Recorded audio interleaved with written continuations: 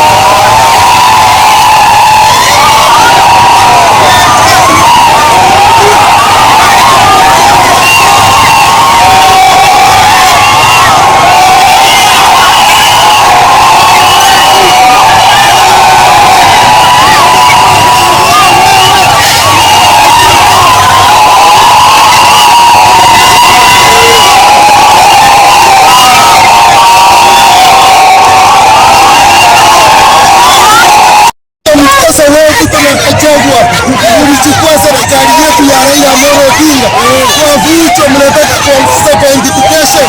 Wacha mchezo wewe.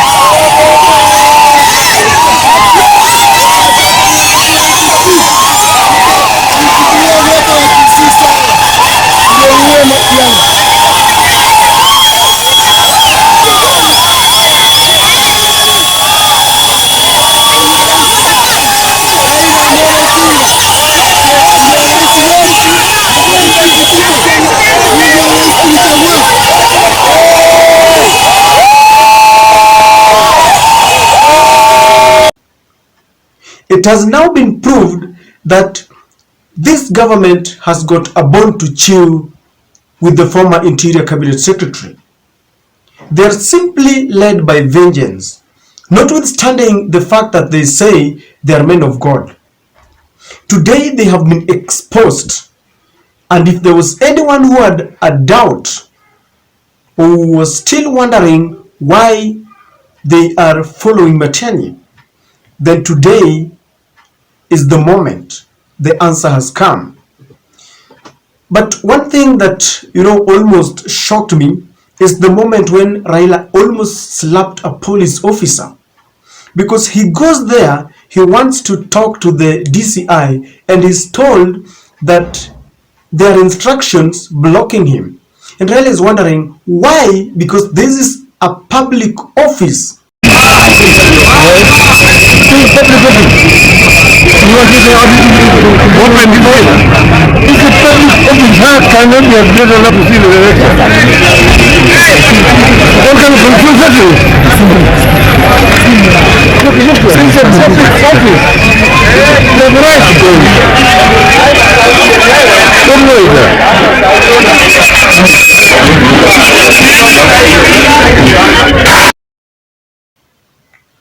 But thank God, it is his presence that scared the DCI security officers, because he ran inside for what he called consultations, and then I think they realized that the moment Raila is inside here, tension will be building, wananchi will be coming, and very soon it was going to be chaotic. So they decide to release Fred Matiangi.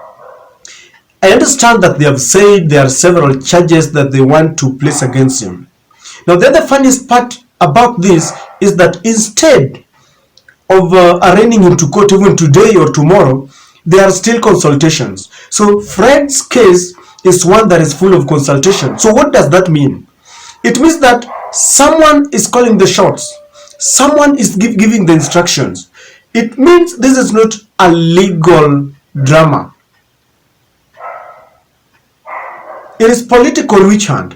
Because if the law was being followed, if someone was trying to administer justice, someone who took oath of office to uphold the rule of law, we shouldn't have had, moments of consultation. What do you consult? You have interrogated Fred Matiangi. If you find him guilty of the charges, bring the charge sheet. Tell them you want to take him to court tomorrow. Give them the venue. But in this sense, they still want to see, they want to consult which is the favorable judge, which court do we take him. And I think they still want to ensure that on the day they are taking Matiangi to court, maybe there will be a contingent of police officers blocking the way, blocking the surrounding, because what they have seen today is just a measure of how lovable Matiangi is. There was an element of unity because the whole Azimio fraternity was behind Fredrick Ooko. So I've got a feeling that the next minute they want to take him to court, the police will block. They must even release a statement that there is no Mwananchi who will be allowed to get into, to set foot near Fredrick Ooko. But one thing that I can assure you that they are going to fail terribly.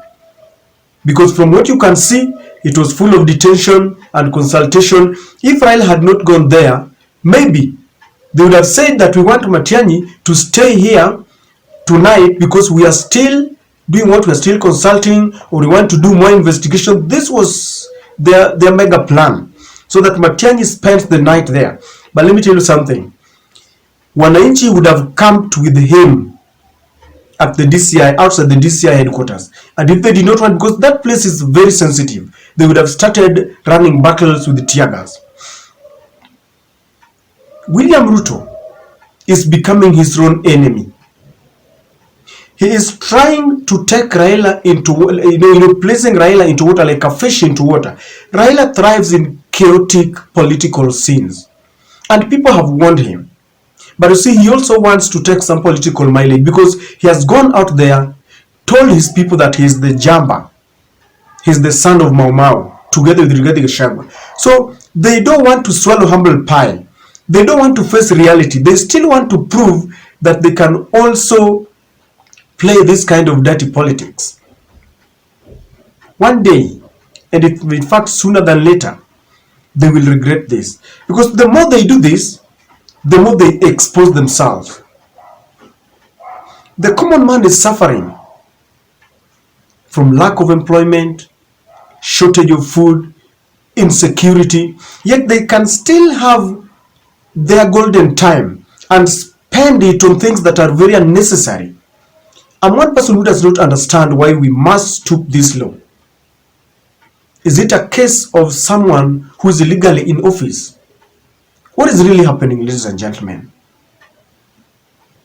If you ask me, this must stop or it must be stopped. Whichever way, it has to stop. And that is my take.